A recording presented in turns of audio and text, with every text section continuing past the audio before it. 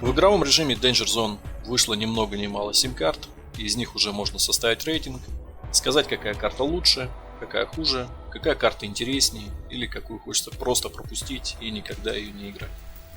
Оценивать виртуальные поля сражения я буду согласно своим внутренним предпочтениям, придерживаясь следующих параметров. Игровой баланс. Здесь рассматриваются такие вещи, как баланс стартовой позиции, он же баланс одного гикса. Это то, как сложно будет начинать игру относительно противника в любом другом гиксе. Какие у стартовой позиции имеются игровые возможности, как легко может игрок увидеть дроп и построить к нему маршрут, много ли этого дропа в точке, легко ли увидеть противника, у кого будет преимущество, если вы захотите атаковать или кемпить, какие у вас возможности при отходе, и есть ли какая-то высота или точка, которая может вам дать преимущество в вашем гиксе. Следующий параметр игрового баланса – это общий баланс местности. Общий макет карты, который характеризует карту как открытая или закрытая, баланс относительно гикса к гиксу, то есть как легко выйти из одного гикса в другой, как сложно будет воевать с противником в другом гиксе и какое у него будет преимущество или его отсутствие. Ну и третий – это дроп на карте в целом, как его много или мало, насколько равномерно он распределен, в каких частях карты его больше или меньше, легко или сложно достать этот дроп. Следующей основной категорией будет оптимизация. Здесь все достаточно просто, сколько кадров в секунду выдает карта, как сильно это чувствуется, много или мало мест на карте, где просядет FPS и, соответственно, как все это в итоге скажется на самой игре. Сюда же я добавлю баги, а также невидимые текстуры, которые мешают стрелять или ходить, или в которых можно попросту застрять. Далее идут дизайн и внешний вид, достаточно субъективный параметр, оценка цветовой гаммы, как легко увидеть и распознать противника в этой цветовой гамме, как лично я ощущаю текстуры и объекты вокруг себя, насколько они уникальны и вызывают ли они какой-либо интерес или нет. Ну и последний параметр – это новые игровые механики. Есть ли какие-то механики у карты, которые не являются багами. Сразу скажу, в видео не будет подробной аналитики по каждому пункту, вместо этого у карт будет числовой показатель по каждому параметру. Blackside. Blackside был первой картой, которая открыла этот игровой режим в 2018 году. Соответственно, работа была проведена самая что ни на есть серьезная и кропотливая. Разработчик потратил много усилий и времени, чтобы в дальнейшем не было необходимости в многочисленных патчах. Баланс на этой карте близкий к идеальному. Можно практически везде начать игру и не чувствовать себя ущемленным.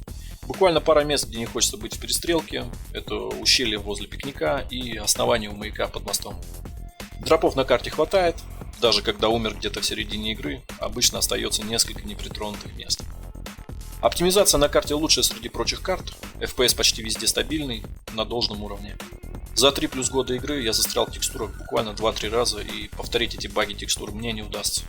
Внешний вид не отдает ничем необычным, может быть тут уже играет привычка сыгранных лет, выглядит карта как обычная сезонная карта в CSGO, впрочем, это не мешает ее играть, скорее просто нахожу ее немножко визуально скучной. В плане новых игровых механик относительно других карт Blackside предложить ничего не может. Дело в том, что Blackside была первой картой в новом игровом режиме, в котором появились дроны, платные боксы, коробки, гравимины. Все это было новым самим по себе, и поэтому каких-то других вещей просто не предполагалось на тот момент. Поэтому плюс балл авансом, как первопроходцу игрового режима.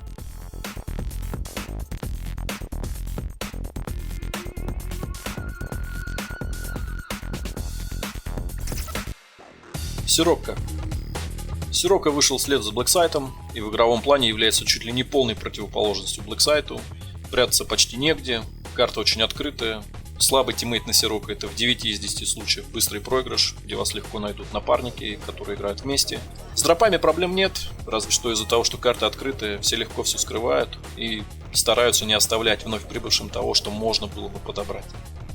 Из-за того, что карта открытая, FPS, естественно, похуже, чем на Blackside, но вообще критично не влияет на игру. На высотах в Казбе или городе сидится вполне себе нормально. Есть неприятные горки и склоны, с которых легко соскользнуть, но их немного. Дизайн карты — это чистый Dust 2, карту вообще можно назвать Dust XXL. Это никак не мешает ее играть. Хорошо, что на поле битвы даже выглядит максимально аутентично все в конве игры, но относительно других карт в Danger Zone смотрится простовато. Никакие новые механики на Сирокко неизвестны, но из-за того, что карта открытая, у игроков появилось очень много интереса к прыжкам на гравиминах, и за это условный плюс балл карте.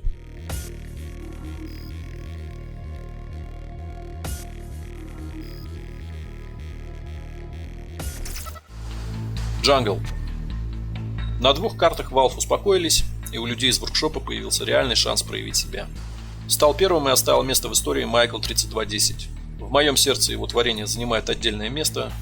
Здесь плохо все, плохо подобраны цвета, плохо подобраны текстуры, плохо подобраны предметы окружения. Здесь отсутствует какой-либо баланс в принципе, здесь низкий FPS, объекты на карте просто мигают на экране, и еще куча отдельных моментов, которые можно было бы перечислять до бесконечности. Карта была настолько открытой, что разработчикам пришлось добавлять туман. В свое время к карте было много комментариев, вот небольшая выжимка из них, которая достаточно точно отражает усилия Майкла и итоговый результат его работы. Любой, кто смотрел на Джангл больше 10 секунд, легко мог заметить, как плохо сделана эта карта. Майкл 3210 сказал, что все модельки для его карты сделал ему его друг, и это или наглая ложь, или его обманули, потому что все эти модельки есть в Unity Store, и поэтому они не аутентичны и так плохо выглядят в игре. В ответ на обратную связь, которую оставили игроки, Майкл 3210 просто выпустил еще две карты со всеми теми же проблемами, что и на Джангле. Джангл — это лютый трэш с отсутствием всех стандартов качества, который непонятно как появился в игре. Если не тонуть в воде, то новых игровых механик нет.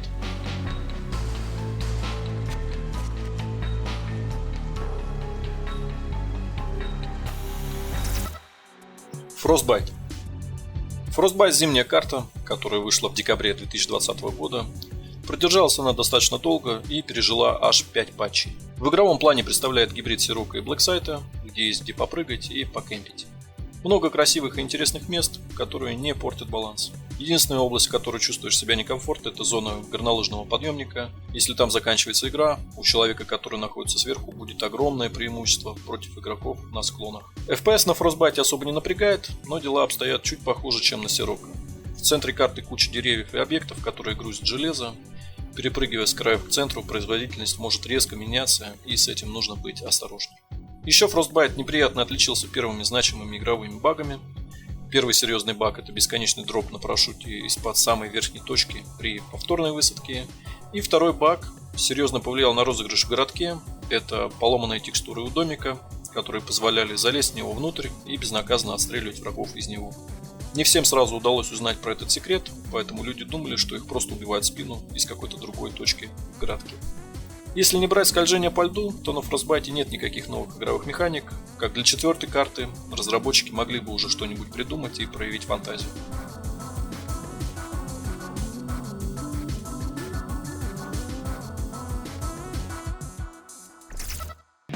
County. С выходом операции Riptide County заменил Frostbite. County переносит нас в сельскую Америку, где есть и ферма, и лесопилка, и трейлерный парк, и полицейский участок. Вместе с тем на карте много интересных достопримечательностей, такие как готичная церковь и полуразрушенный дом с привидениями. Карта достаточно яркая и светлая, выделяется на фоне общего стиля Counter-Strike Global Offensive, но из-за этого где-то становится тяжелее увидеть оранжевую игровую модельку без брони и щита. Как и Frostbite, County скорее гибридная карта, где есть места для игры в прятки и открытые участки для агрессивных прыжков. Несмотря на не самое большое количество объектов, FPS где-то кусается, особенно в центре карты на крыше мотеля. В игровом плане есть откровенно мертвые зоны, такие как карьер или южное побережье. Эти места почти без дропов и точек, где можно было бы укрыться.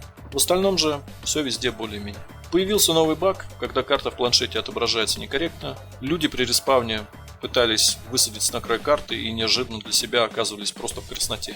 Также планшет некорректно отображает информацию, может обмануть с позиции врага в соседней зоне или даже в соседнем треугольнике. Вместе с тем появились локации, которые могли попросту выбросить тебя за пределы карты на респаун. Создатели County не принесли никаких новых механик, и кроме открывающихся дверей в гаражи ничем новым карта вас не порадует. County пережил 2 патча и покинул активный мэппул с концом операции Riptide.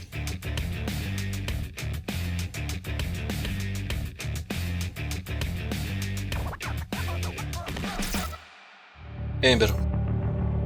В начале 2022 года пул Danger Zone карт пополнили сразу 2 карты. Одна из них Ember. На мой взгляд, достаточно балансная карта, где почти везде есть место для маневра. Единственный значимый минус – это ограниченное количество дропов. Если вы появились где-нибудь повторно, почти невозможно что-либо найти, если не пробежать 3-4 гикса, и это при условии, что там еще не ступала нога другого игрока. Цветовая гамма серая довольно мрачная, чем-то напоминает Counter-Strike 1.6. На контрасте игровые модельки легко различимы и узнаваемы. FPS на Эмбере приятно удивляет, оптимизация почти не уступает Blacksite, переходы в забитые текстурами локации даются железу плавно и легко. Сильно обрадовали завсегдатаев запретной зоны новые игровые механики, которые разработчики не побоялись добавить на свою карту. Первое — это гейзеры, которые позволяют забраться на ближайшие высоты или усилить потенциальный прыжок с гравиминой. Второе — это пушки на башнях замка, с которых можно стрелять и даже наносить противникам ущерб. Вместе с этим есть и всякая мелочевка вроде бассейнов с лавой, который наносит урон, и лифта, на котором можно прокатиться в шахту.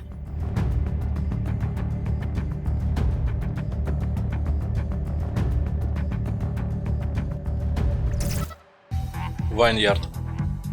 Вайньярд — вторая карта из начала 2022 года, которая переносит нас в залитые солнцем живописные города и древние руины Италии. Внешний вид Вайньярда противопоставляет себя Эмберу, карта яркая и красочная и в меру открытая. Вайньярд в игровом плане чем-то напоминает Сирока, но играть со случайным напарником здесь гораздо легче. Дропов на карте хватает всем, на повторных высадках почти всегда можно что-нибудь найти. FPS неплохой, но склоны скал и камней обошлись без внимания. Есть не одно место на карте, где можно легко застрять в текстуре и остаться там навсегда. Вайньярд радует своим внешним видом, но не может похвастаться новыми игровыми механиками.